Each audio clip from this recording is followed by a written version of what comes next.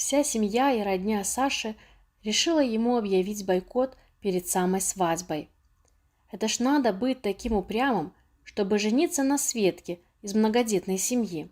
Светка нищенка, третья дочь из 5 детей, медсестра в больнице. Одежда из тряпок.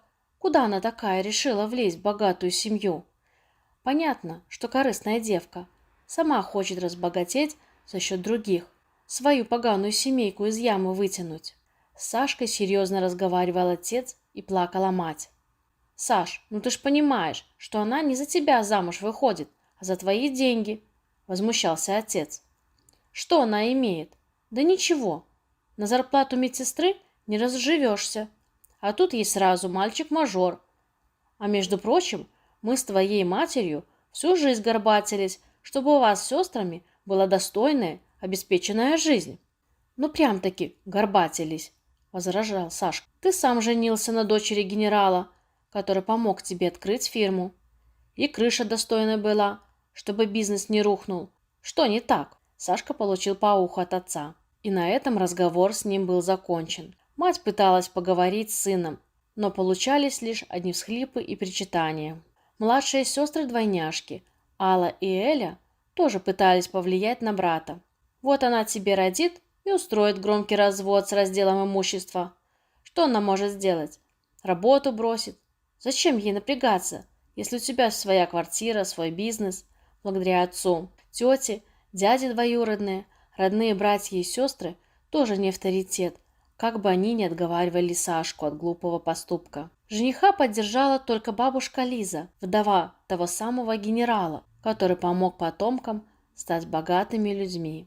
Она была мудрая, сухонькая старушка, которая больше всех любила своего доброго внука. Одного его не испортили деньги. «Света твоя хорошая, я насквозь вижу людей», — говорила она. «Женись, сынок, пока тебя не зацапала какая-нибудь гламурная хищница. Когда твой дед на мне женился, он был еще офицером, но из очень благородной семьи. Мы с мамой жили. Дедушка полюбил меня просто за то, что я такая.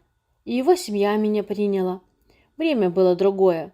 А сейчас все как в сказке о снежной королеве, кому осколок в виде богатства и в глаз попал». Свадьба все же состоялась, но без родни со стороны жениха. Пришла только бабушка. На изумление Аллы и Эли их невестка работу не бросила, а продолжила ходить в свою больницу, чтобы делать уколы выздоравливающим людям. У нее большое доброе сердце.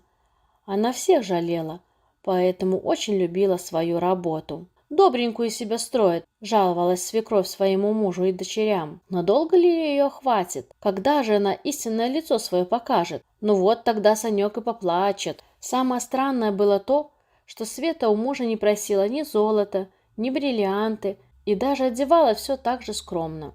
Сестры иногда заходили к брату в гости, все больше удивляясь его семейной жизни. Дома чисто и вкусно, даже без обслуги. Когда же невестка все успевает? «Света, не позорь нашу семью, одевайся хотя бы по моде», — говорили Сашкины сестры. «Честно говоря, я не обноски ношу. У меня хорошие вещи, в которых мне удобно», — отвечала им Света. «Я не раба моды. Мне совсем не интересны брендовые вещи. Уж простите, и здесь где-то есть подвох, только непонятно какой», — возмущались между собой сестры. Тяжело заболела бабушка, когда Света была уже в положении. Нужен был уход за ней. Нанимать сиделку недорого для богатой семьи. Но где же взять действительно порядочного человека? Опять вызвалась Света. «Я же медсестра, и бабушку мне жалко. Давайте я буду ухаживать за ней. Тем более я скоро в декрет выйду. Дома сидеть буду, и даже если рожу, то смогу управляться и с двоими». Это заявление Светы вызвало еще большую волну обсуждений. «Ишь ты, какая прыткая! Если Света будет ухаживать за бабушкой, то подобьет ее к наследству, чтобы на нее все переписать. Вот где собака зарыта». Но бабушка не соглашалась на сиделку.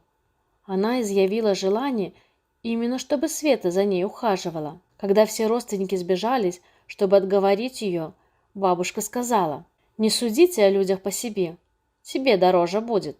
Света самая чистая душа в нашей семье, чище некуда. Вы можете быть шокированы, Но она делает все бескорыстно от доброго сердца. Вы и ногти ее не стоите. Вы думаете только о деньгах, а она о людях. Не переживайте.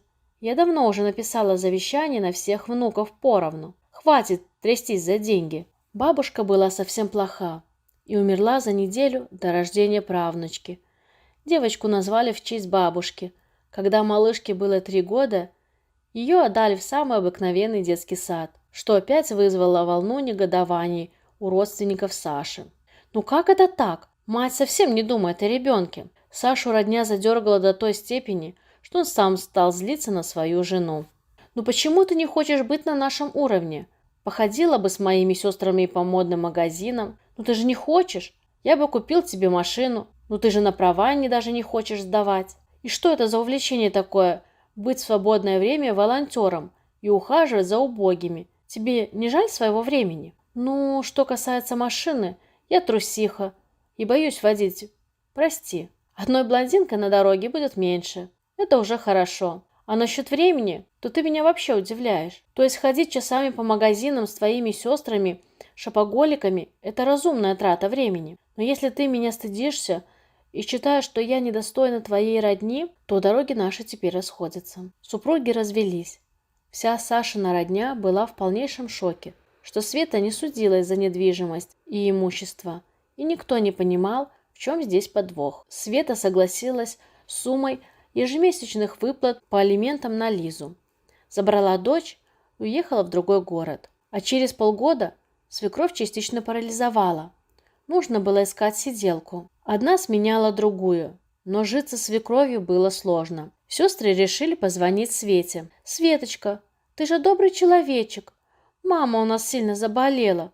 Нужна твоя помощь. Платим любые деньги. Неужели вы так и не поняли, что деньги для меня не имеют большого значения?» – спросила Света. «Но я не могу приехать и ухаживать за вашей мамой совсем по другой причине. Я замуж вышла и жду ребенка. Я не могу свою семью бросить. Поэтому прощайте, девочки, и удачи в поиске хорошей сиделки. Но все же мой совет вам – почаще будьте рядом со своей мамой. Это дорогого стоит».